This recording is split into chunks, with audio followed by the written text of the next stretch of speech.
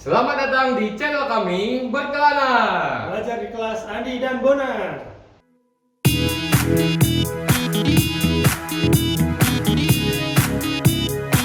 Oke, selamat datang sobat Berkelana semua. Hari ini kita lebih ke ngobrol-ngobrol. Biasanya tutorial tentang aplikasi kan. Hari ini kita lebih bahas tentang aturan-aturan dan juga membedah-bedah hal-hal seru. Kebetulan kita ini sedang dapat tamu spesial dari instansi sebelah, tapi masih satu payung. Silahkan diperkenalkan sendiri, Bang. Oke, terima kasih Bang Bona, Mas Andi. Sobat Berkelana, perkenalkan saya Aulia Rahim. Saat ini bertugas di Kanwil Ditjen Pendaraan Provinsi Sumatera Barat. Tadi Bang Bona udah menyinggung sedikit terkait satu payung gitu kan. Jadi memang secara struktur Kanwil itu di atas KPPN, kita punya 6 KPPN. Salah satunya KPPN Padang. Jadi Kanwil Ditjen Pendaraan Provinsi Sumatera Barat. Kalau terkait dengan layanan yang kita berikan, mungkin yang paling banyak itu terkait revisi anggaran. Jadi mungkin itu sebagai pembuka. Saat ini saya menjabat sebagai Kepala Seksi Pembinaan Pelaksanaan Anggaran 1A di Kanwil. Nah, ini kebetulan kita sudah kedatangan tamu dari Kanwil di Pendaraan. Jadi kalau teman-teman sakit kan biasanya kan kalau berhubungan dengan Kanwil kan rata-rata kebanyakan penjelasan tentang revisi anggaran. Iya. Nah, ini pagi hari ini kita membahas revisi anggaran ya. Nah, itu revisi anggaran kira-kira bagaimana? Baik, terima kasih Mas Andi. Jadi memang seperti yang saya sudah singgung tadi di awal, bahwa memang kalau pelaksanaan tusi utama Kanwil salah satunya adalah terkait layanan revisi anggaran. Jadi memang kalau KPPN tatarannya di pelaksanaan anggaran eksekusi, kalau kita memang di revisi terhadap dokumen yang menjadi acuan eksekusi anggaran itu sendiri atau DIPA yang kita kenal. Nah, kita mungkin langsung masuk saja ya sedikit ya. Jadi outline revisi, kenapa kemudian itu penting. Jadi memang kalau kita lihat perkembangan saat ini, apalagi ada instruksi Presiden, kemudian ada SK Menteri Keuangan dan lain sebagainya yang teman-teman satker mungkin alami pada saat beberapa bulan yang lalu, karena kita mengalami pandemi corona yang memang kita tidak rencanakan sebelumnya, memang tidak ada dalam proses perencanaan, tapi kemudian harus muncul di proses pelaksanaan anggaran yang tentunya berdampak nih, proses pencairan anggaran dan lain sebagainya. Betul. Nah, itu kemudian jadi penting untuk dipahami, apalagi sekarang memang dengan adanya Perpu 1 yang sudah jadi Undang-Undang Nomor 2, kemudian perubahan Perpres, mungkin teman-teman udah tahu ada Perpres 72 sekarang mengubah struktur postur APBN. Nah, itu diperlukan perubahan dokumen pelaksanaan anggaran. Jadi kita intinya menyesuaikan dengan tuntutan dari regulasi yang kita keluarkan, dari pemerintah keluarkan dalam rangka penanganan pandemi. Nah, memang agak sedikit berbeda ini revisi tahun ini dengan revisi sebelumnya. Mungkin poin-poin yang akan saya sampaikan terkait dengan apa sih sebenarnya revisi itu dan di mana level kewenangan revisi itu, karena nanti saya akan jelaskan beberapa kewenangan sebenarnya revisi itu kewenangan bertingkat gitu. Karena banyak satker itu, terutama mungkin sobat Berkelana semua, yang datang ke kita seolah-olah ditolak, padahal sebenarnya bukan ditolak gitu, tapi bukan kewenangan kita. Jadi itu yang harus dipahami. Kalau kemudian kita memahami bersama, maka harapannya ya kita udah tahu. Jadi tidak tidak menghambat lah proses pencairan anggaran, karena itu yang ingin kita dorong. Mungkin jadi secara materi mungkin bisa dilihat di outline ya.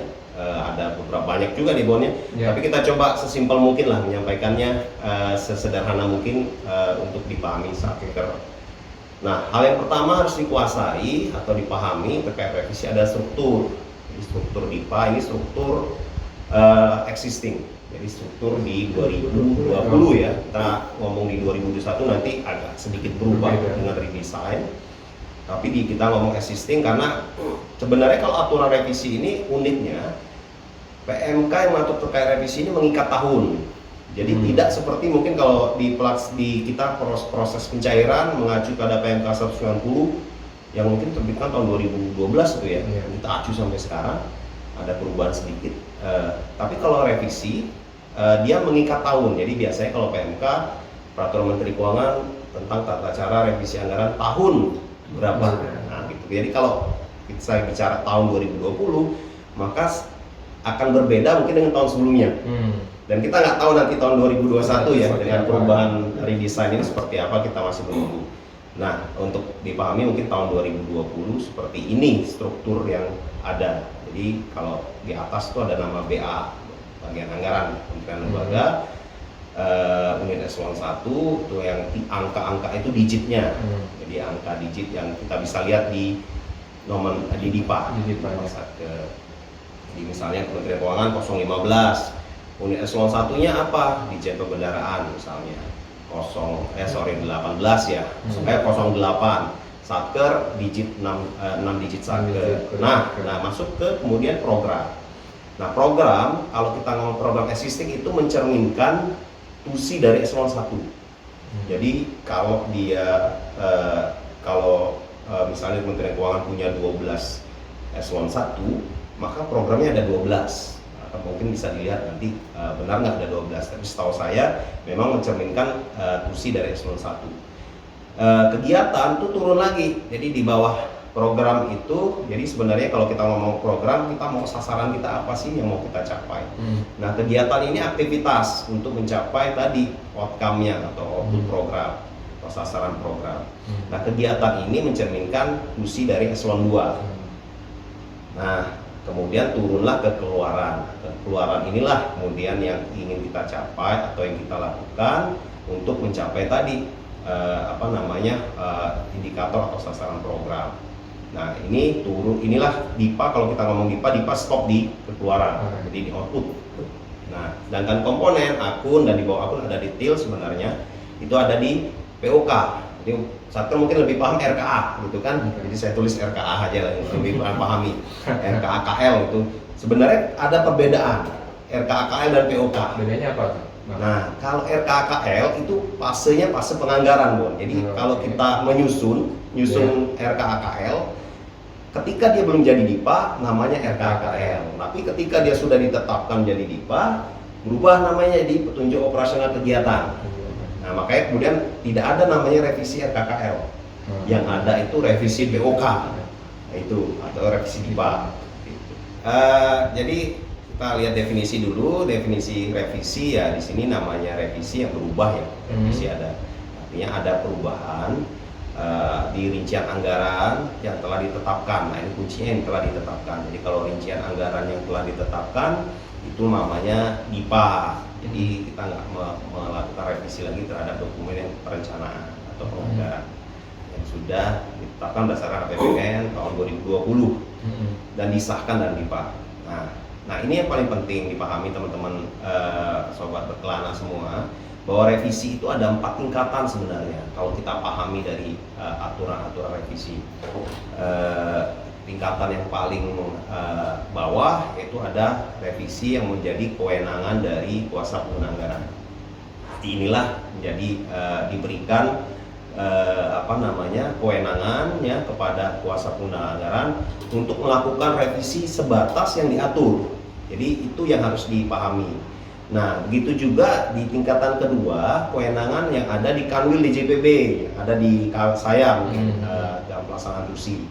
Nah, setelah di Kanwil DJPB ada lagi kewenangan Direktorat PA. Nah, ini di kantor pusat kami. Jadi DJPB itu pegang 2 kewenangan, kewenangan Kanwil dan kewenangan Direktorat PA. Nah, terakhir yang paling tinggi adalah kewenangan DJA. Kenapa ini penting dipahami? Karena kewenangan ini berbeda-beda. Jadi kalau ada anggapan ketika Satker atau sobat berkelana semua ini yang mengajukan revisi ditolak, jangan dipahami ditolak itu tidak boleh dilakukan. Kadang kan mereka merasa, wah ini nggak boleh gitu. Sebenarnya kalau saya lihat dari aktivitas saya sehari-hari, kebanyakan revisi yang ditolak adalah revisi yang bukan yang melewati kewenangannya. Oh. Jadi sebenarnya revisi itu bisa dilakukan, hanya saja salah sasaran gitu ketika kemudian kewenangan Direktorat PA dibawa ke kita atau kewenangan DJA dibawa ke kita, kan seperti itu. Tempat mengajukan. Nah, begitu juga. Atau ada yang harusnya kewenangan Kanwil tapi mereka lakukan sendiri misalnya di KPA. Jadi itu yang selalu kita coba kontrol, kita sesuaikan, kita jaga tata kelola yang sudah diatur lah di PMK, Peraturan Menteri Keuangan. Di tahun 2020 PMK 39 nih dia acuan kita. Jadi peraturan revisi itu induknya di Peraturan Menteri Keuangan nomor 39 tahun 2020. Ada dua turunan. Yang pertama untuk kewenangan DJPB itu di Perdirjen 10 tahun 2020, Perdirjen Perbendaharaan nomor 10. Nah, untuk kewenangan DJA dan kewenangan KPA diatur di Perdirjen 3 anggaran. Jadi kalau kita print semuanya itu bisa sampai 400 halaman itu. Jadi kalau kita, makanya saya bilang tadi kalau kita ngomong revisi bisa 2 hari 2 malam gitu. Jadi kita coba di apa aja yang penting lah yang banyak dilakukan. Jadi saya akan mungkin banyak ngomong kewenangan Kanwil dan kewenangan KPA. Kalau kewenangan DPA, kewenangan DJA mungkin nanti terlalu banyak, terlalu panjang kita sampaikan. Tapi yang paling banyak kita interaksinya. Jadi teman-teman KPPN juga saya yakin banyak juga pertanyaan dari Satker. Karena sebenarnya kalau saya lihat sebenarnya Satkernya lebih enak berkonsultasi dengan teman-teman KPPN malah. Karena ada Mas Andi. Karena ada Mas Andi kan. Kalau Mas Andi di Kanwil ke Kanwil. Iya betul.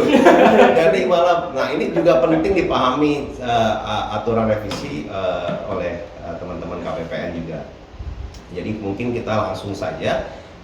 Tadi karena ada di DJPB ada 2, sebenarnya secara umum jenis-jenis revisi itu ada revisi yang pagu anggaran yang berubah. Pagu anggaran berubah artinya ada penambahan pagu DIPA. Penambahan atau pengurangan? Iya betul. Berubah itu bisa jadi penambahan atau pengurangan. Nah, seperti misalnya kemarin kita ngadain dengan Perpres 54 dan Perpres 72 otomatis ada perubahan postur APBN. Ada yang mengalami penghematan, itu dipotong, itu masuk ke jenis revisi anggaran berubah. Tapi kalau dalam kaitannya dengan DJPB nanti saya sampaikan, karena kalau kita sebenarnya tidak sampai ke kewenangan penghematan itu ada di DJA, penghematan anggaran. Misalnya berubah ini ada hibah tuh misalnya, namanya tuh saat penerima hibah tuh. Iya, misalnya satker kepolisian, KPU, Bawaslu itu menerima hibah dari pemerintah daerah. Nah itu kan menambah pagunya. Nah itu menjadi kewenangan kita di DJPB. Ada yang pagu anggaran tetap artinya ada pergeseran tadi di struktur tadi, baik itu antar kegiatan maupun antar output ataupun antar komponen. Dia jadi hanya bergeser di situ, tapi pagunya tetap. Jadi kalau pagu awalnya itu 1 miliar ya tetap 1 miliar. Intinya ada hanya pergeseran pergeseran antar struktur yang ada di DIPA. Bisa jadi antar kegiatan atau antar output. Nah ini juga dari sumber dana BLU. Nah mungkin kita nanti acara lain lagi lah ya kita terkait berikutnya BLU ya. Karena BLU ini sendiri khusus gitu. Khusus, ya. Kita di Sumatera Barat ada 7 BLU, revisinya diatur tersendiri. Jadi memang memang satker-satker BLU diberikan fleksibilitas. Nah ini salah satunya fleksibilitas di dalam hal revisi anggaran. Jadi dia agak berbeda dengan satker-satker non BLU. Hingga mungkin nanti kalau memang ada sesi tersendiri, insya Allah bisa kita sampaikan juga. Nah, kemudian yang terakhir administrasi. Jadi dia tidak substansial, hanya sifatnya administrasi. Misalnya yang banyak nih kan halaman 3 nih. Itu halaman 3 itu masuk ke revisi administrasi. Nah, halaman 3. Mungkin saya juga bisa ini kasih pesan nih terkait revisi administrasi ini. Karena kita mau dengan relaksasi IPA yang sudah dicabut ya, per 1 Juli ini kan dilakukan lagi nih penilaian IPA Satker. Nah itu kita sudah mengirimkan surat, dasarnya ada nota dinas Dirjen Perbendaharaan, dan kemudian Dirjen Perbendaharaan juga mengirim surat ke seluruh eselon 1 KL terkait reaktivasi IPA. Nah untuk halaman 3 kita tunggu paling lambat lah untuk triwulan 3 ini di 5 Agustus 2020 ya. Jadi Jadi itu teman-teman mudah-mudahan sebelum 5 Agustus sudah melakukan update halaman 3. Masih lama ya, Masih ya. lama. Jadi terkait reaktivasi IKPA tadi saya nambah sedikit. Untuk nilai IKPA sendiri rata-rata dari kan IKPA itu ada 13 indikator. Ya. Nah, kalau pengalaman di KPPN Padang sendiri, nilai yang paling kecil itu rata-rata biasanya di itu tadi revisi halaman 3. Ya, betul. Sampai dengan bulan Juni kemarin data yang ada di kita itu nilai rata-rata untuk semua satker itu baru 51,5%. Nah itu sangat jauh sekali dari target. Jadi semoga nanti di triwulan 3 bisa memperbaiki nilai-nilai yang itu tadi. Nah itu tadi teman-teman ya, sobat berkelana semua tuh pesannya Mas Andi. Mudah-mudahan kita tunggu sampai 5 Agustus lah cut off di triwulan 3, karena setelah lewat 5 Agustus tetap kita terima revisinya, tapi kalau kaitannya dengan IKPA dia tidak mempengaruhi nilai lagi. Jadi nanti maju ke cut off berikutnya. Jadi sekarang masih bisa dilakukan update halaman 3. Nah ini yang juga yang paling banyak kita hadapi ya dalam kaitan tugas dan fungsi kita terkait revisi anggaran adalah revisi belanja operasional. Ini banyak sekali. Mungkin kalau bisa saya kategorikan jenis revisi itu mungkin 70% kebanyakan hanya berputar di revisi belanja operasional. Karena kita tahulah kalau di satker memang kita levelnya level pelaksanaan tugas. Jadi memang banyak terkait dengan operasional satker. Nah, untuk di Kanwil kewenangannya gimana? Sebenarnya yang harus dipahami pertama, apa sih sebenarnya belanja operasional? Karena ini yang banyak pemahamannya salah. Jadi kalau di belanja operasional itu sebenarnya diatur di PMK penyusunan Juksun lah kita nyebutnya. Jadi petunjuk penyusunan dan penelaahan RKKR dan juga PMK klasifikasi anggaran. Jadi yang dimaksud belanja operasional itu adalah belanja yang ada di output 994 dan output 951. Jadi hanya 2 output. Jadi kalau kita ngomong belanja operasional itu hanya ada di 2 output. Jadi output 994 dan output 951. Di luar itu semua dianggap belanja pelaksanaan TUSI. Jadi teknis dia, bukan di belanja operasional. Jadi itu teman-teman mungkin banyak yang bilang, oh ini kan belanja operasional Pak. Ya bukan operasional yang kita maksud ya, dimaksud di PMK terkait itu, tapi operasional dalam mendukung TUSI-nya. Nah itu teknis. Jadi operasional di sini yang memenuhi kebutuhan dasarnya, entitasnya, kebutuhan dasar satker misalnya. Ya seperti itu, misalnya pemeliharaan gedung, gaji dan lain sebagainya itu operasional. Jadi kebutuhan dasar dulu yang dipenuhi, kayak kita kalau kebutuhan pokok dulu lah. Nah, kita ngomong operasional dulu. Sehingga kalau itu dipenuhi nanti teknisnya bisa mendukung. Jadi itu yang harus dipahami. Nah kita bicara tadi saya bilang operasional, kita bicara 994 nih, output 994 semua satker punya. Jadi saya yakin nggak ada satker yang nggak ada gajinya gitu kan, atau nggak jatuh tunjangannya. Jadi kita nggak mau kerja kalau nggak ada gajinya gitu kan. Ada. Jadi kalau di output 994 tuh komponennya secara umum ada 2 bon. Ada komponen 001, ada 002. Jadi kalau 001 tuh hanya belanja pegawai. Belanja pegawai itu ada gaji di situ, ada tunjangan kinerja, ada uang makan, lembur, dan lain sebagainya. Masuk gaji 13 yang mau termasuk yang mau kita bayar sekarang, teman-teman KPP lagi siap-siap nih kan. Nah kalau di 002 dia operasionalnya, jadi belanja barangnya, pemeliharaan gedung, pemeliharaan mesin, peralatan mesin, misalnya banyak lagi lah yang mendukung pelaksanaan entitas satker itu sendiri. Jadi diatur tersendiri. Nah ini bukan menjadi kewenangan ketika dia diatur sendiri, meskipun ketika kita bicara struktur mungkin kategorinya tidak dikategorikan operasional dan non operasional. Kadang jadi satker salah pemahaman nih ketika kita misalnya kewenangan KPA, bukan kewenangan KPA antar komponen boleh, iya antar komponen yang tidak diatur. Tapi kalau antar komponen yang diatur seperti ini misalnya, ini diatur tersendiri antar komponen 001 dan 002. Nah itu bukan kewenangan KPA. Jadi Intinya di situ, makanya tadi struktur itu penting dipahami. Nah, di mana kewenangan Kanwil? Di sini yang pertama, pergeseran antar akun belanja pegawai dalam komponen 001 dalam output layanan perkantoran yang berasal dari akun gaji pokok dan tunjangan melekat pada gaji. Jadi kalau dia menggeser gaji pokok dan tunjangan melekat pada gaji, misalnya tunjangan istri, struktural, tunjangan anak, beras dan lain-lain dan sebagainya, itu kewenangan Kanwil.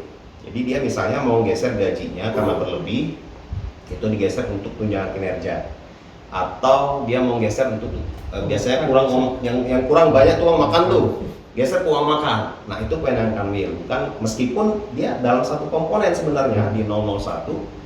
Nah itu bukan kewenangan KPA. Kenapa? Ada ceritanya sebenarnya. Jadi kalau belanja gaji ini kan kuncinya dilepas di kita. Jadi dia bisa terjadi pagu minus. Nah itu yang ingin kita jaga, jangan sampai kemudian terjadi pagu minus. Jadi itu yang ingin kita kontrol sehingga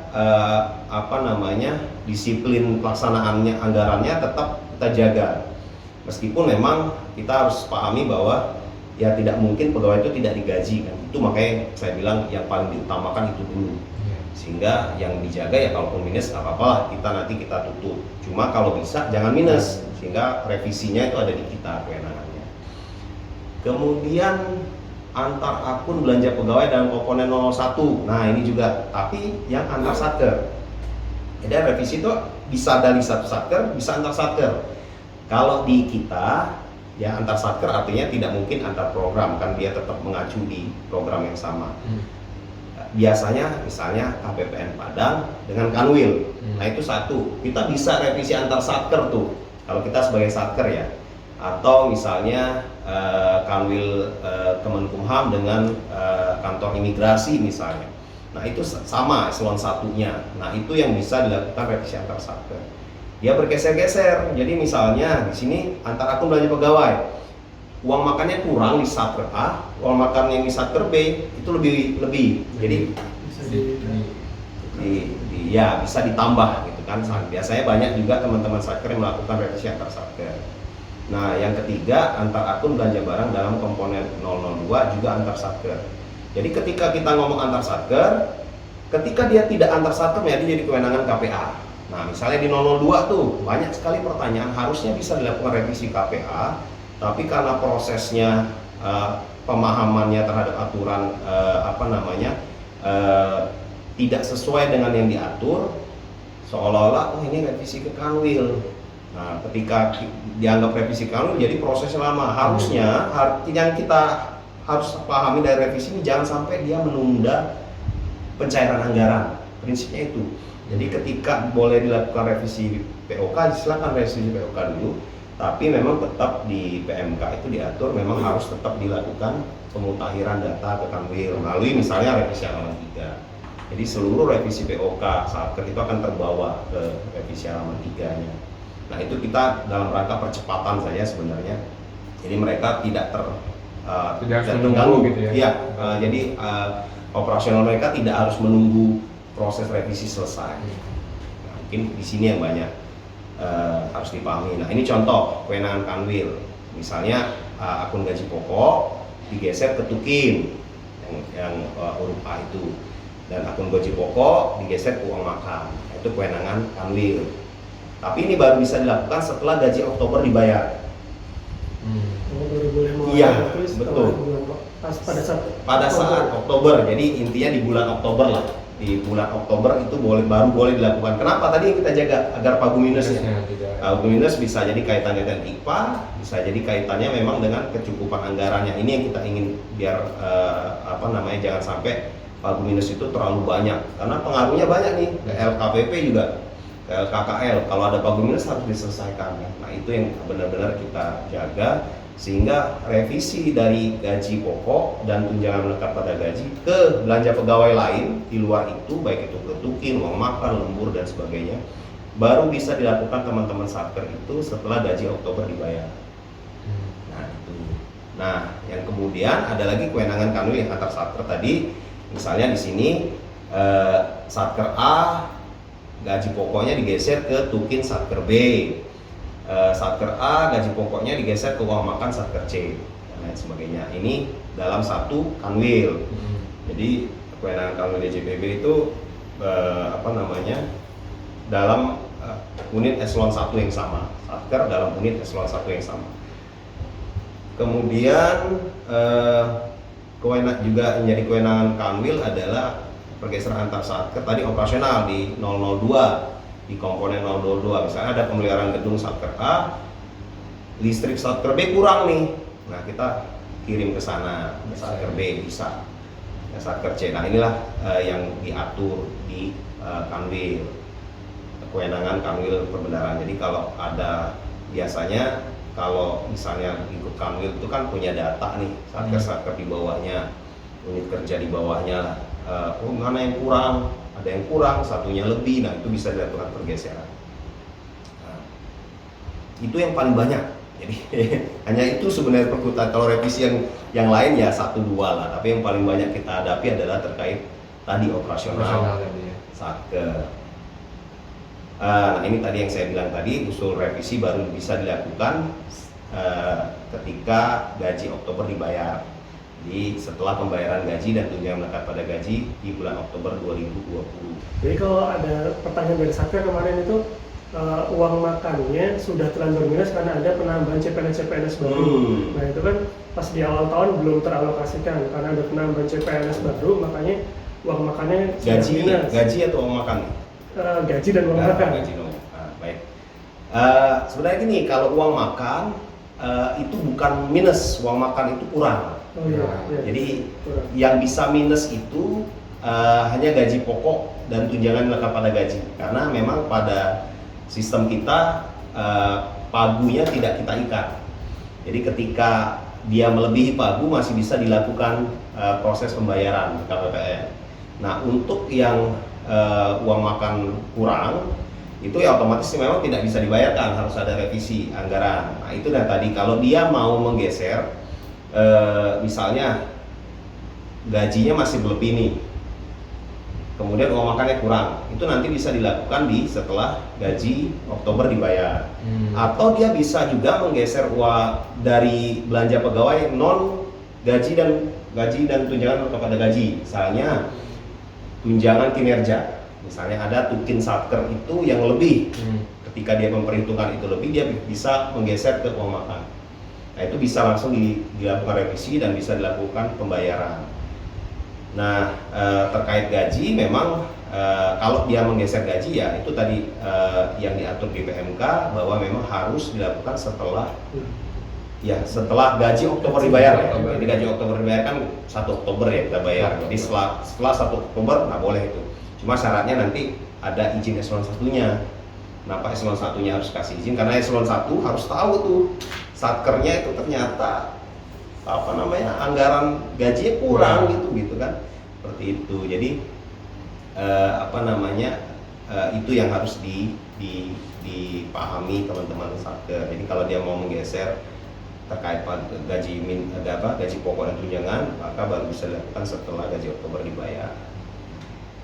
Baik, nah ini juga banyak terjadi tunggakan, Bo. Nah ini juga terkait dengan KPPN, tugas dan fungsi KPPN.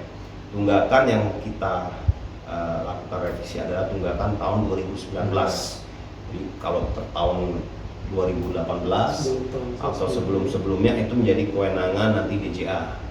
Jadi ini yang harus dipahami. Jadi yang memang benar yang kita lakukan revisi adalah tunggakan tahun 2019, kewenangan kanwil ya. Jadi apa itu tunggakan? Nah tunggakan ini tagihan atas pekerjaan yang telah selesai tapi belum sempat dibayar tahun 2019. Nah ini banyak pemahaman yang salah antara tunggakan dan pekerjaan yang tidak terselesaikan. Ada dua hal nih, pekerjaan yang tidak terselesaikan itu yang ada sisanya. Jadi kalau biasanya teman-teman KPPN pada akhir tahun anggaran itu kan ada kontrak yang dijaminkan dengan jaminan bank, garansi bank. Kemudian ternyata pada akhir tahun 31 Desember nggak selesai. Dan kemudian di PMK ada PMK 194 dan PMK 243 itu memperbolehkan sampai 90 hari kalender kan begitu. Nah itulah pekerjaan yang tidak terselesaikan. Intinya belum selesai. Jadi prestasinya belum tercapai sampai dengan 100%. Kalau tunggakan dia udah selesai. Cuman duitnya belum ada waktu itu. Iya, seperti itulah. Jadi dia sudah selesai, bisa jadi karena uangnya tidak ada atau memang terlupakan. Yang kecil-kecil lah, misalnya ada perjalanan dinas, gitu kan? Dia sudah jalan nih, tapi belum ditagihkan, gitu. Belum ditagihkan, ternyata ketika 2020 baru ingat, saya kemarin jalan ke sana kok belum dibayar ya? Nah itu menjadi seperti itu. Jadi dia udah selesai, jadi kerjaannya hanya pembayarannya yang tertunggak. Nah ini bedanya apa? Kalau yang tidak terselesaikan itu di DJA yang menjadi kewenangan DJA, jadi revisi diajukan ke DJA. Kalau tunggakan ini yang tahun 2019 itu ke Kanwil, tahun sebelumnya itu jadi revisi ke DJA. Nah ini tunggakan 2019. Jadi pekerjaan yang telah selesai tetapi belum terbayarkan, intinya itu sudah selesai.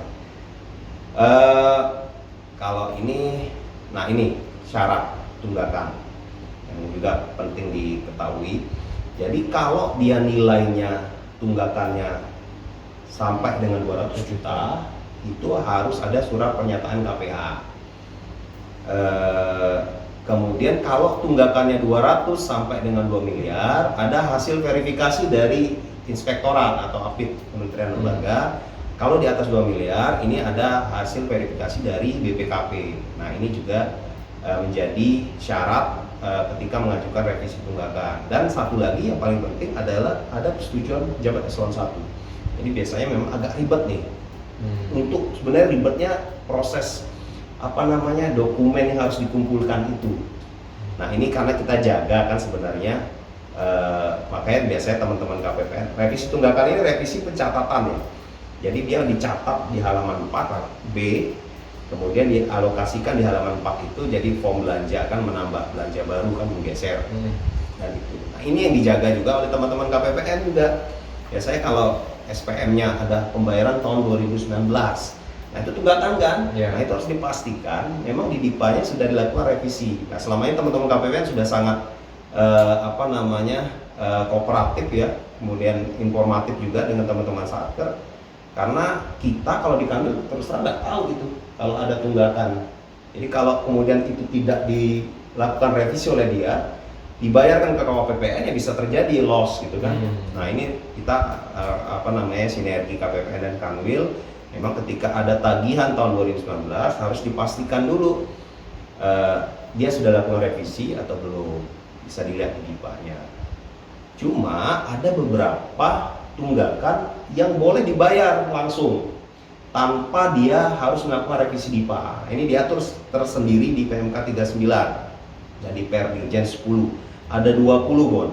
Nah ini juga misalnya salah satunya tunggakan tunjangan kinerja misalnya. Jadi kalau dia tunjangan kinerja nggak cukup nih, tahun 2019 belum terbayar. Nah di 2020 dianggarkan, nah itu boleh langsung dibayar, nggak perlu melakukan revisi dulu. Jadi teman-teman KPPN juga ketika ini revisi pembayaran tunjangan kinerja tahun 2019, ya udah apa sepanjang pagunya ada. Uang makan contohnya, tadi kalau uang makannya kurang, jadi sebenarnya uang makan kan kewajiban kita yang membayar ya. Jadi ketika tahun 2019 kurang, di tahun 2020 boleh langsung membayar di tahun 2019 tadi. Kalau memang di 2019 akhirnya tidak dilakukan revisi, jadi kan tertunggak dia tidak bayar. Nah itu menjadi kewenangan kita. Langganan daya dan jasa, tunjangan profesi dan lain sebagainya, dan juga pekerjaan pada Satker BLU. Jadi untuk layanan atau kegiatan dengan sumber dana BLU itu langsung boleh dibayarkan tanpa melakukan revisi DIPA. Nah, hanya 20 ini yang kita berikan secara aturan, diberikan dispensasi untuk tidak dilakukan proses revisi. Begitu. Kalau di luar 20 ini yang ada cerita harus dilakukan revisi. Kalau untuk sumber dana SBSN bagaimana? Nah, SBS sama sebenarnya. Jadi kalau SBSN sebenarnya kalau revisi ke DJA sebenarnya. Jadi ketika dia tertunggak dari sumber dana SBSN. Kalau SBSN kan sebenarnya bisa diluncurkan ya. Jadi dia bisa diluncurkan ke tahun anggaran berikutnya. Nah prosesnya sebenarnya ketika itu tertunggak di tahun anggaran berjalan, di tahun anggaran berikutnya kan bisa pagu yang ada itu tetap diluncurkan, tetap menggunakan anggaran yang sudah tersedia. Jadi SBSN itu memang dia makanya ada di rekening khusus sendiri kan. Iya. Jadi dia memang sudah kita sediakan anggaran tersendiri SBSN, sehingga pembayaran kontrak itu memang akan mengambil pagunya sendiri. Jadi memang tapi revisinya ke DJA. Revisinya ke DJA ya. Iya. Kalau SBSN itu hanya kewenangan Kanwil hanya sebatas revisi POK. Untuk berikutnya revisi ini Satker DK, TP, UB. Banyak juga nih kan di Iya, Satker di kita. Rata-rata dinas ya kalau Nah dinas. betul, yang melaksanakan tugas pembantuan atau urusan bersama atau dekonsentrasi. Nah ini kalau di Kanwil kewenangannya hanya pergeseran anggaran dalam satu output atau antar output. Nah itu dilakukan ke Kanwil. Ketentuannya yang pertama tidak terjadi perubahan kewenangan. Itu jelas, jadi nggak boleh ada Satker TP berubah kemudian jadi Satker UB atau DK jadi UB atau DK jadi TP kan. Karena memang tujuannya berbeda ya. Nah target dan satuannya nggak boleh berubah. Itu kalau kita mau volume output nggak boleh dirubah, harus tetap sesuai dengan dokumen perencanaan semula. Tidak berdampak pada penurunan volume. Nah, jangan sampai kemudian perubahan atau revisi yang dilakukan itu mengurangi jumlah volume yang ditargetkan. Nah ini juga selalu kita jaga nih. Kalau misalnya kalau di TP itu terkait bantuan pemerintah di dinas tanaman pangan misalnya, ada bantuan pemerintah benih berapa yang dibeli gitu kan, berapa yang diberikan kepada masyarakat atau pemerintah daerah.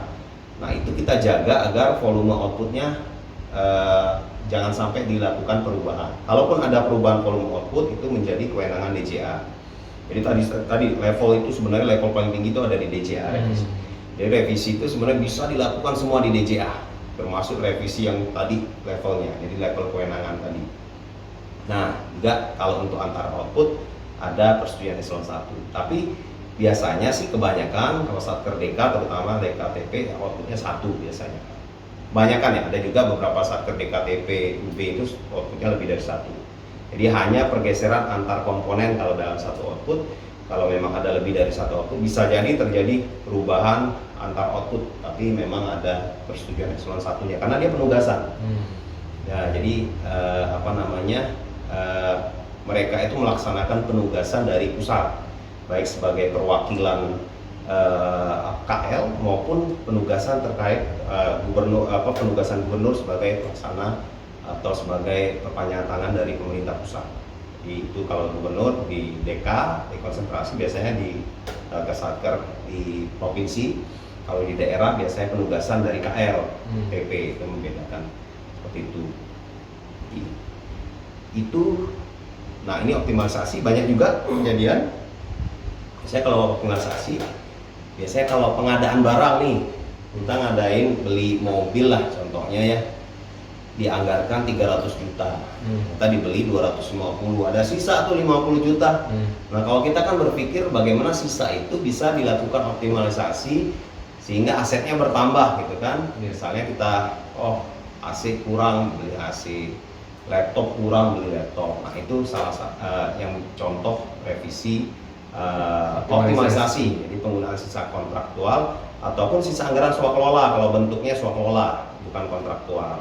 Jadi kalau untuk optimalisasi kita harus pastikan bahwa kegiatan itu telah dilakukan prosesnya, proses lelangnya, atau memang sudah terkontrak, sehingga kita tahu bahwa memang di anggaran kontraktualnya itu kontraknya lebih rendah dari pagunya.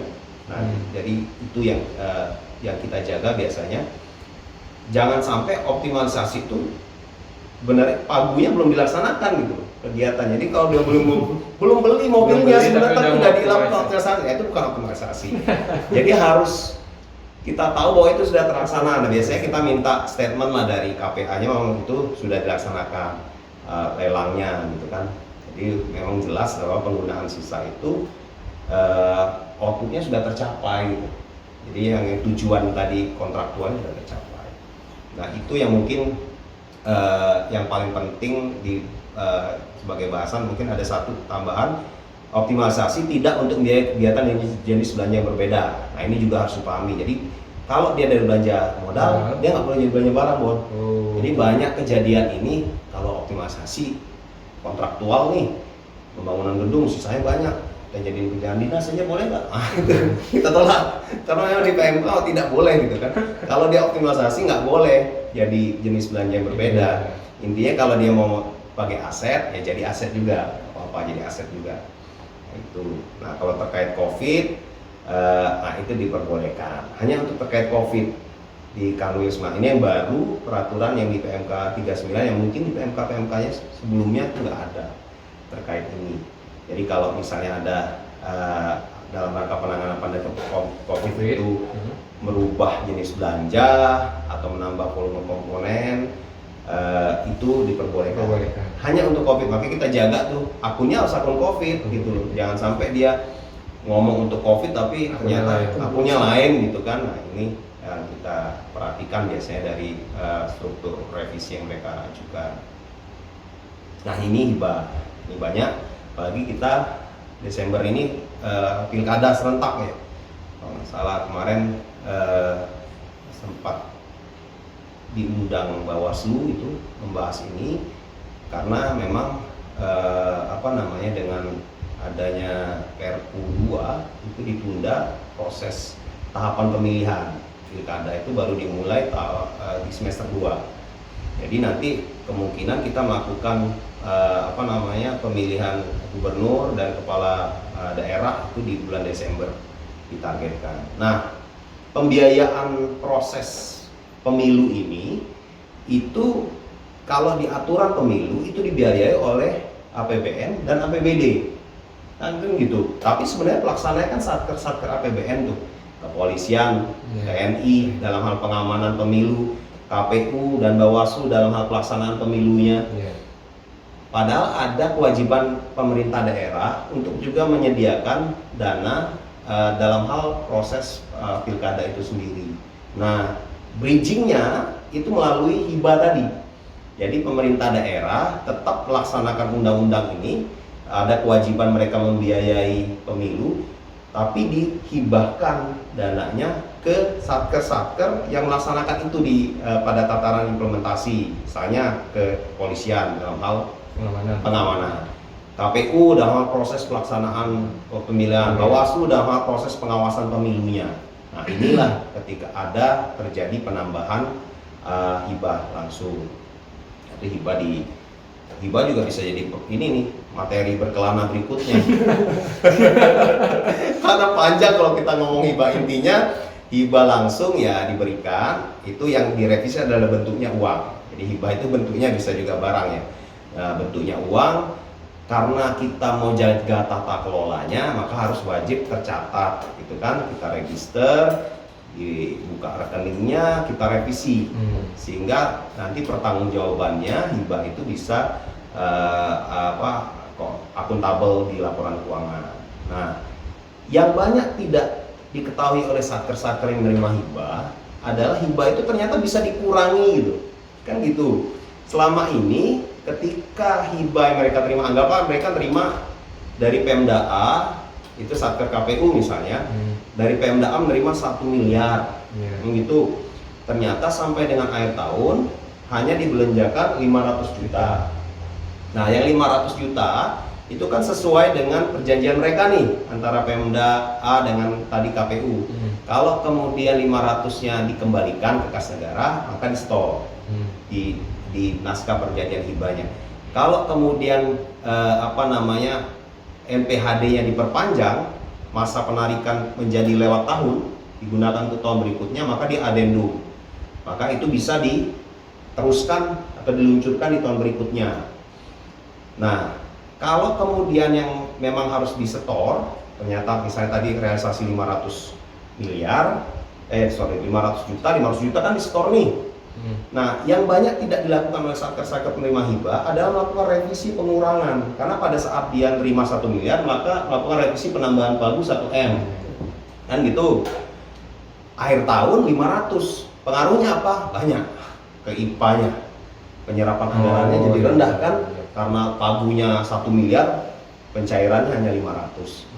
Nah, ini sebenarnya yang banyak tidak diketahui teman-teman satker penerima hibah. Sebenarnya diperbolehkan mereka melakukan revisi nilai hibah yang diterima.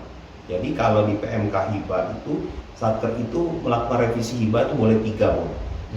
Boleh sebesar nilai hibah yang diterima, boleh sebesar nilai hibah yang sudah direalisasikan atau yang direncanakan untuk direalisasikan. Jadi boleh mereka milih. Nah, kalau kita ngomong sudah direalisasikan, maka nilai sebesar yang sudah realisasi berapa ya? Udah 500 saja.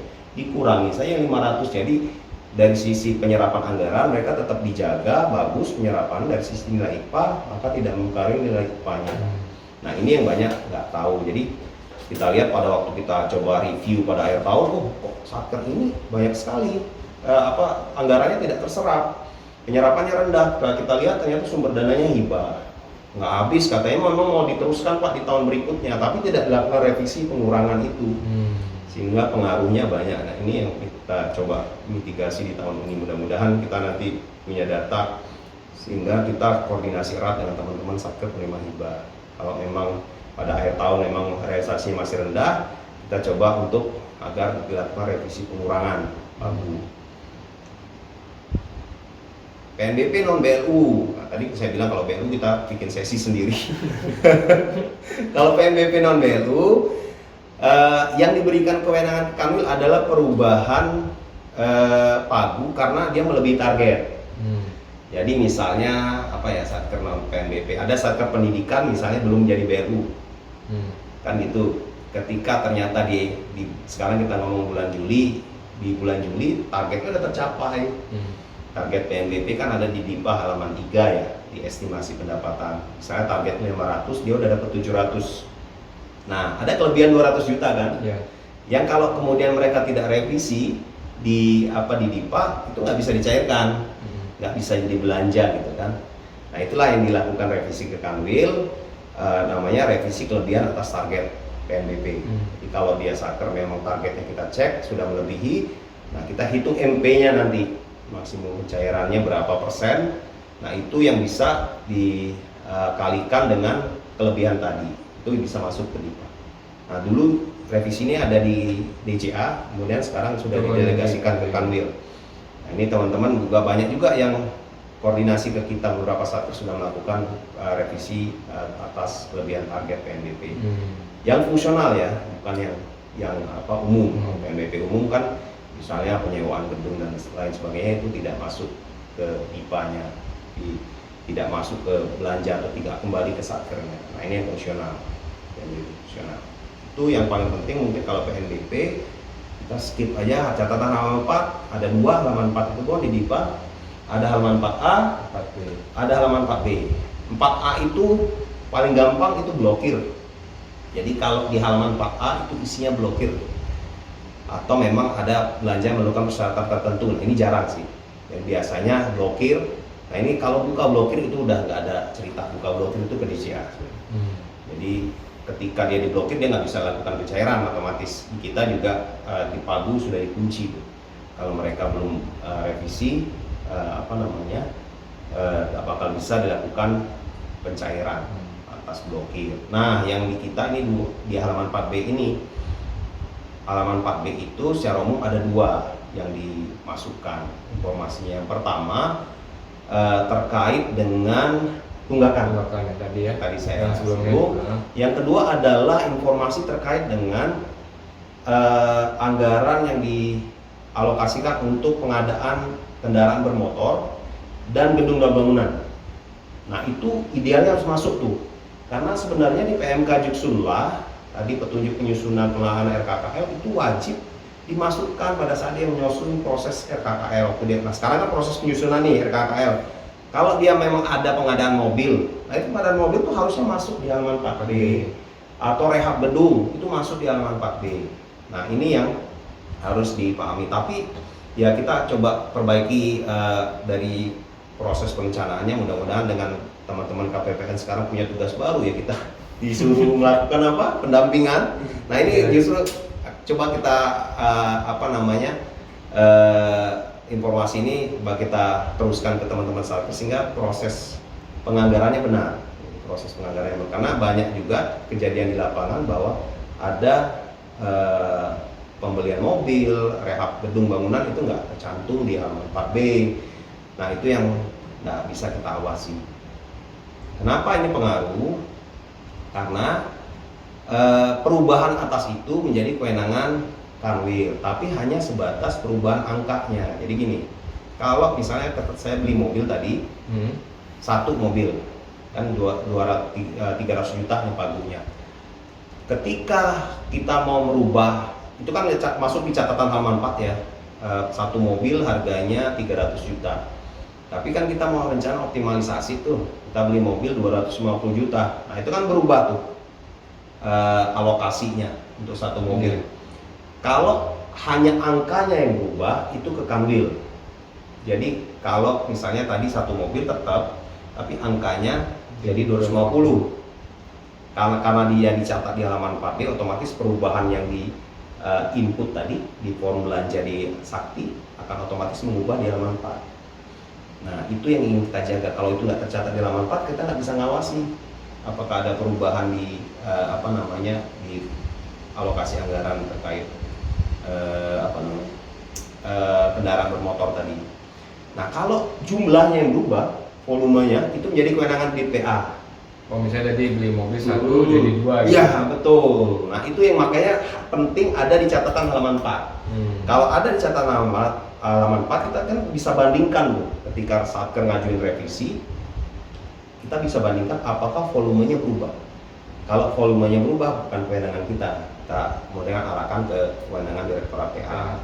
Nah kewenangan kita hanya sebatas angkanya yang berubah. Kalau volumenya berubah, jadi kewenangan DPA. Misalnya juga gedung bangunan, karena tadi ada optimalisasi dari lain ditambah nih anggarannya, volumenya otomatis naik. Misalnya tadinya 250 meter melakukan rehab jadi 300 meter. Nah itu kan volume.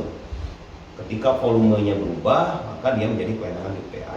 Nah ini menjadi sangat penting untuk kita selalu lakukan cross check pada saat Satker melakukan revisi.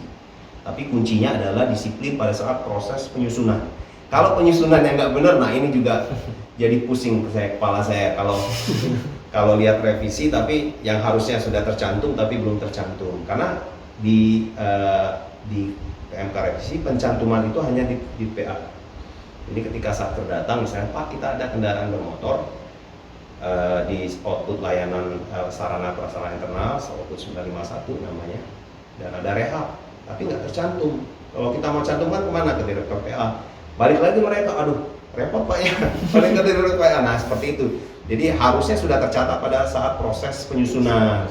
Jadi nggak repot lagi pada saat fase pelaksanaan anggaran. Nah, itu yang harus dipahami. Nah ini Pak Guminus, tadi Mas Andi udah menyinggung sedikit pada saat kita ngobrol tadi, bagaimana terkait Pak Guminus Pak. Nah kalau Pak Guminus, memang jadi kita ada dua yang kita belah dulu. Pak Guminus tahun 2019 yang alhamdulillah sekarang udah selesai karena kita udah LKPP dan WTP, karena PMK ini kan di awal tahun ya. Kemudian Pak Guminus tahun 2020 tahun ini. Nah, kita ngomong 2019 sudah lewat, tahun 2020. Pak Guminus itu termasuk revisi administrasi meskipun ada pergeseran. Jadi berbeda perlakuannya. Kalau yang tadi kalau ada pergeseran antar output itu kan jadi bukan revisi administrasi itu. Ya. Kalau untuk menyelesaikan Pak Guminus itu administrasi jadinya. Dan tidak dibatasi dengan ketentuan revisi yang di awal. Nggak boleh misalnya antar kegiatan harus izin eselon 1, nggak boleh kemudian dari 002 ke 001 nah, itu tidak menjadi ketentuan lagi sepanjang hanya untuk Pak Guminus. Artinya Pak Guminus boleh digeser dari mana saja. Kalau memang itu Pak Guminus di belanja pegawai kan gitu, kita cek di span nanti apakah yang sudah minus pergeserannya, itu boleh dari mana aja dan tidak harus menunggu Biasanya kan satker nunggu sampai akhir tahun tuh. Padahal sekarang misalnya sudah terjadi pagu minus. Nah mereka udah boleh sekarang. Cuma memang jadi dilematis buat teman-teman satker ketika sekarang mau menyelesaikan pagu minus harus menggeser dari pagu yang ada, kan gitu. Kalau dia geser dari pagu yang ada, yang pagu yang sebenarnya bisa mereka realisasikan, mereka lakukan kegiatan nggak bisa lagi karena hanya untuk pagu minus. Nah, biasanya mereka menunggu sampai dengan akhir tahun, kegiatan udah selesai semua, berapa pagu yang ada itulah mereka tutup ke pagu minus. Nah, tapi memang di ketentuan revisi kita dorong secepatnya. Jadi harus segera diselesaikan tanpa menunggu berakhirnya tahun anggaran 2020. Karena pagu minus itu akan terus dibawa sampai dengan LKPP audited. Jadi nanti kalau terjadi pagu minus 2020 akan dibawa di 2021, akan dibawa sampai dengan LKPP 2020 selesai. Nah, ini pagu tetap lainnya. Ini pergeseran biasa sebenarnya dalam satu program antar satker. Kalau kewenangan kanwil tadi pada satu kanwil di JPB, tentunya pasti revisi sangat kita tidak inginkan adanya pergeseran penurunan volume output. Ini kita jaga terus, dan sebenarnya aplikasi Sakti dan 1DJA sudah mengunci sih sebenarnya. Jadi kalau ada penurunan volume output, nanti ketika dia mau ngirim ke kita itu langsung terblok gitu. Revisinya kewenangan DJA. Nah itu yang sangat membantu kita. Ada filter dari aplikasi yang ada gitu kan. Tidak mengakibatkan perubahan jenis belanja kecuali untuk penanganan pandemi COVID. Nah ini yang baru. Dan satker BU tadi jelas ada fleksibilitas. Dia boleh ngubah 52 53, 53 ke 52. Kalau untuk satker lain itu harus ke DJA, perubahan antar jenis belanja, kecuali untuk COVID. Jadi kalau mereka misalnya beli termogan nih, nggak ada uangnya untuk termogan, tapi ada di belanja barang, misalnya belanja ATK, mereka ganti ke belanja modal untuk beli termogan, itu diperbolehkan ke kanwil. Pengesahan, jadi tidak memerlukan penelaahan. Ini juga bisa dibahas juga terkait apa yang dimaksud pengesahan, apa yang dimaksud penelaahan. Jadi kanwil itu sebenarnya revisi yang kami lakukan memang hanya sifatnya menjalankan apa yang ada di PMK. Jadi kita tidak menelaah dokumen itu secara dalam, apakah ketika satker A melakukan revisi akibatnya outputnya nggak tercapai atau enggak. Itu ada kewenangan di DJA. Makanya kemudian output penting seperti output prioritas nasional, bahwa itu nggak boleh kita lakukan revisi di kami, tapi jadi kewenangan DJA karena dibutuhkan penelaahan apakah ada pergeseran ini akan pengaruh ke capaian output. Nah itu yang proses penelaahan. Ada juga bertanya kemarin banyak juga karena COVID ini, jadi sense of crisisnya itu tinggi tuh satker tuh, Pak kita mau revisi untuk akun bantuan pemerintah dalam bentuk barang. Maksudnya satkernya mau melakukan revisi, beli masker, beli lain, tapi untuk kebutuhan masyarakat gitu kan. Nah ini nggak boleh di kita maksudnya. Nah kita udah jalan mengirimkan surat. Karena apa? Karena proses bantuan pemerintah maupun bantuan sosial itu ada PMK-nya sendiri. Ketika melakukan penganggaran itu butuh proses penelaahan. Sehingga ketika diubah itu menambah ataupun mengurangi juga melalui proses penelaahan, makanya revisinya harus ke DJA. Kalau dia mau nambah bantuan pemerintah, yang paling gampang kan itu munculkan akun banper 526 ya, geser dari yang lain kita kasih ke masyarakat. Nah itu harus ditelaah oleh DJA. Tidak boleh mengolah sumber dana. Nah, jelas ya, mengubah sumber dana rupiah murni jadi PNBP atau PNBP jadi rupiah murni. Nah ini yang membutuhkan persetujuan eselon 1 antar output antar satker. Jadi setiap revisi antar satker itu butuh persetujuan eselon 1. Antar kegiatan. Jadi tadi struktur tadi ketika satker itu punya 2 kegiatan atau lebih, ada pergeseran antar kegiatan, maka dia butuh izin eselon 1. Kenapa? Karena antar kegiatan itu tusinya eselon 2 kan gitu. Dia eselon 2 nya mana? Artinya ketika dia mau satker itu melakukan pelaksanaan tusi dari beberapa eselon 2, intinya eselon 1-nya harus menyetujui kan gitu. Nah, kayak kemudian ada antar kegiatan butuh izin eselon 1. Administrasi sedikit lagi nih, kita mungkin skip aja sedikit. Administrasi itu ya tadi yang paling banyak halaman 3 ataupun perubahan-perubahan lainnya. Nanti Pejabat gitu ya. BKPPN dan lain-lain segala macam. Perubahan nomenklatur satker untuk di KTP. Pejabat kendaraan juga sering juga tuh, karena ada perubahan KPA, kemudian PPSPM dan bendahara pengeluaran yang ada di IPA. Jadi ketika ada berubah itu silakan ajukan ke kita. Dan revisi administrasi ini dia tidak mengurangi nilai IPA. Nah ini juga banyak pertanyaan yang saya sudah jawab berulang-ulang, gitu kan gitu. Berapapun revisi administrasi mereka lakukan, itu tidak dihitung dari rumusan IPA di revisi DIPA, di indikator revisi DIPA. Jadi indikator revisi DIPA itu hanya menghitung revisi yang sifatnya substansial atau pergeseran fakultas. Nah kalau dia administrasi halaman 3, POK, pengumpulan POK dan lain sebagainya silakan Itu tidak mengurangi IPA ya. Betul sekali, jadi dia tidak perlu khawatir, karena banyak juga yang khawatir gitu. Pak, kita udah 3 kali revisi, kalau sekarang 4 kali gimana nilai IPA kita? Nah mau revisi apa dulu saya lihat, jadi kita lihat dulu revisi kalau hal administrasi ya nggak masalah. Nah ini KPA. Nah di per 3 ini apa sih maksudnya revisi KPA tadi? Secara gampang memahami revisi KPA itu revisi pergeseran antar komponen atas ya. Artinya ketika di bawah itu udah otomatis KPA. Jadi ambil kita topnya dulu komponen. Kalau output tadi antar output jadi kanwil kan.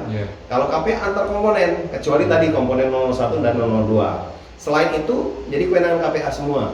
Nah itu dulu yang pertama. Yang kedua, ketika dia sudah diantar komponen, di bawahnya otomatis jadi kewenangan dia. Antar akun di bawah komponen, atau ada subkomponen, ada akun, atau antar detail, itu udah jadi kewenangan KPA. Makanya kemudian kita sebenarnya ketika melakukan proses pengesahan revisi, tidak akan melihat terlalu banyak sampai ke level detail, karena memang itu menjadi kewenangan mereka, kewenangan KPA.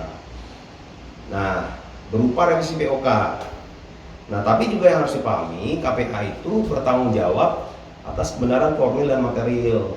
Jadi kalau dia harus memperhatikan bahwa revisi yang dilakukan itu memang sesuai dengan judsullah pertama. SBM, nah mereka nggak boleh melebihin SBM.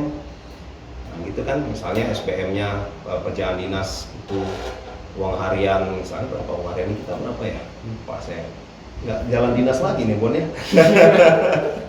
Misalnya 350.000 atau 380.000, dibayarnya 500.000 gitu kan gitu. Nah itu kan melewati SBM, nah itu yang nggak boleh. Tapi kita nggak bakal lihat sebenarnya sampai ke dalam itu, karena memang bukan kewenangan kita. Nah itu kewenangan KPA, dia tanggung jawab mau formil dan material. Ataupun ada review APIP-nya pada saat proses penyusunan, misalnya APIP-nya membuat pedoman bahwa oh ini revisi KPA itu hanya gini di level ini nggak boleh melebihi ini, nggak boleh melebihi ini. Biasanya ada memang pengaturan internal itu. Nah itu harus diikuti. Dan revisi KPA itu tidak mengubah DIPA dan ataupun DS-nya atau digital STEM-nya. Nah, ketika ada perubahan digital STEM maka otomatis bukan jadi revisi KPA. Makanya kebutuhan adanya revisi misalnya paling banyak terjadi adalah revisi terkait kebijakan penerapan kapitalisasi kan gitu. Banyak yang teman-teman seksi Vera itu ngotot-ngototan nih dengan teman-teman satker nih, ini harus kapitalisasi karena lebih dari 1 juta kan gitu misalnya. Nah ini ketika dia mengubah itu mengubah DS karena mengubah jenis belanja. Nah itu menjadi revisi kanwil jadinya. Nah, meskipun dia di dalam komponen ataupun di dalam masih di dalam output yang sama. Nah, gitu. Nah, ini jadi kalau kuncinya tidak mengubah DIPA, tidak mengubah DS itu menjadi kewenangan KPA. Betul. Nah, ini apa aja kewenangannya? Kalau kita lihat lingkup yang paling nah, ini yang paling penting dipahami adalah terkait dengan tadi 001 dan 002 di operasional perkantoran. Karena 001 dan 002 diikat dengan kewenangan dari kanwil tadi, maka harus ada pengikatnya untuk kewenangan KPA-nya untuk membedakannya. kalau di selain output layanan perkantoran kan memang udah diserahkan ke KPA semua kalau di bawah output ya. Nah, kalau untuk ini dia boleh mengubah antar akun dan komponen 01 selain berasal dari gaji pokok dan tunjangan yang melekat pada gaji atau komponen 02 pada output layanan perkantoran. Dari awal tadi ya. Iya. Jadi kalau dia sekarang misalnya kurang nih belanja uang makannya, tapi tukinnya berlebih, ya silakan dilakukan revisi POK. Kan gitu. Tapi nanti tinggal pemutakhiran aja melalui halaman 3 ke kita. Itu kewenangan KPA. Kecuali tadi kalau di 001 kan yang kita kunci hanya gaji pokok kan, gaji pokok dan tunjangan melekat pada gaji itu yang kita jaga. Tapi di luar itu silakan KPA. Kemudian antar akun dan atau antar komponen pada satu output PN. Nah, output prioritas sendiri, output PN sendiri, ketika dilakukan pergeseran antar akun dan antar komponen itu boleh Satker melakukan revisi. Jangan keluar aja dari outputnya, ini sama. Nah, ini juga yang saya kelupaan tadi komponen 002. Kalau komponen 002 udah jadi kewenangan KPA semua. Jangan sampai dia berubah aja dari 002 ke 001. Misalnya dari pemeliharaan mau nambah uang makan. Nah, itu yang ke Direktorat PA. Kalau dulu ke kita itu kemudian diambil kewenangannya ke PA 002 ke 001. Tapi kalau di dalam komponen 002 saja itu boleh ke menjadi kewenangan KPA. Antar pemeliharaan misalnya, saya daya listrik alokasi untuk beban belanja daya listriknya lebih misalnya, pemeliharaan gedungnya kurang misalnya, atau pemeliharaan peralatan mesinnya kurang, itu boleh saling bergeser alokasinya. Nah, pergeseran antar akun dan atau antar komponen yang sama terkait dengan pencegahan atau penanganan pandemi COVID-19. Ini kaitannya dengan update akun, kode akunnya. Jadi kalau sekarang kan kita kemarin sudah mengirimkan surat ya ke teman-teman Satker itu agar segera melakukan perubahan revisi POK terkait akun COVID-19. Kapan terakhirnya? Itu paling lambat kita tunggu sampai 28 Desember. Itu untuk terkait revisi POK.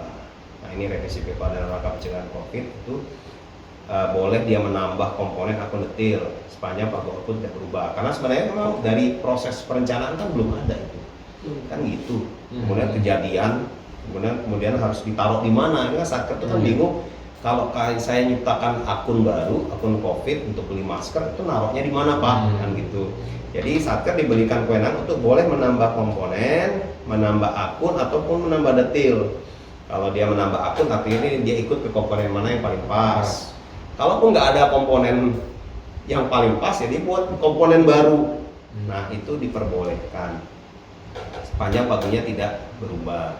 Nah, yang nggak boleh hanya di output 994, karena output 994 itu sudah dikunci hanya 001 dan 002, kecuali untuk kepolisian itu sampai 005. Untuk menggunakan akun khusus COVID yang diterapkan oleh izin kendaraan S396, untuk teman-teman Satker sudah paham semua. Dalam hal revisi pada level komponen wajib menambahkan rumusan. Nah, ini yang kita jaga agar ada penambahan istilah pada saat melakukan revisi itu ada COVID-19-nya kalau dia buat komponen baru, komponen jadi COVID-19-nya, atau pada detail menambahkan ada istilah COVID-19. Ini penanda sebenarnya. Jadi teman-teman di Kementerian Keuangan bisa melakukan tracing data terhadap berapa banyak sebenarnya yang kita anggarkan dan untuk COVID-19 pada level internal satuan kerja. Dan itu, nah ini sama. Jadi paling lambat batas waktunya 28 Desember 2020. Mungkin terakhir untuk penyampaian revisi yang harus dilihat di sini di nomor 2 di tanggal 30 November. Revisi secara umum itu misalnya pergeseran pagu tetap itu di 30 November. Jadi revisi kewenangan DPA dan Kanwil secara umum berakhir di 30 November. Beberapa pengecualian pertama terkait tadi kelebihan realisasi target PNBP sampai dengan 18 Desember. Kemudian terkait pencantuman hibah. Jadi hibah masih ditunggu sampai 28 Desember. Juga dalam rangka pengesahan PHLN dan pemutaran POK tadi yang diatur tadi. Jadi POK masih bisa dilakukan sampai 28 Desember. Ini nanti biasanya agak ribet di akhir-akhir tahun. Jadi pagunya nggak sama nih antara KPPN sama SAS KPPN dengan SAS-nya Satker dengan spannya KPPN ini nggak sama. Kenapa nggak sama? Karena dia belum POK. Jadi dia belum pemutakhiran. Mereka mengubah di Sakti masuk ke SAS, pagu mereka berbeda dengan pagu kita. Jadi proses pemutakhiran itu proses sebenarnya menyamakan data. Nah ini kita tunggu sampai 20 Desember. Dan terakhir 31 Desember untuk pagu minus masih sampai 2020, pagu minus 2020. Dan untuk yang BRU memang sampai dengan beberapa revisi sampai 2 hari kerja sebelum SP3B terakhir. Ini kita tunggu nanti Verdirjen RAT ya. Oke, jadi kesimpulannya gimana Mas Andi mungkin bisa Jadi jadi terima kasih banyak sama Pak Aulia. Jadi ini menambah materi atau menambah informasi banyak banget dari kita, karena selama ini kami teman-teman di CSO terutama sering menerima pertanyaan dari Satker terkait revisi. Nah kami sendiri pun juga sebenarnya sebelumnya kami agak kurang memahami terkait revisi, jadi sekarang jadi paham. Jadi intinya itu revisi itu yang harus dipahami sama Satker itu perbedaan kewenangannya. Kapan revisi itu yang hanya cukup lewat POK saja atau kewenangan KPA, kapan yang harus kewenangan revisi itu di Kanwil, di P atau di DJA. Jangan sampai ketukar-tukar antara kewenangan-kewenangan itu tadi. Yang patut dipahami Satker, revisi itu bukannya ditolak, tapi mungkin karena salah tempat untuk pengajuannya mungkin ya. Yang harusnya revisi di DJA tapi diajukan di Kanwil seperti itu. Nah mungkin itu yang bisa menjadi perhatian teman-teman kalau nanti melaksanakan revisi, baik itu revisi POK atau revisi DIPA-nya. Oke, kalau gitu kelas hari ini saya tutup.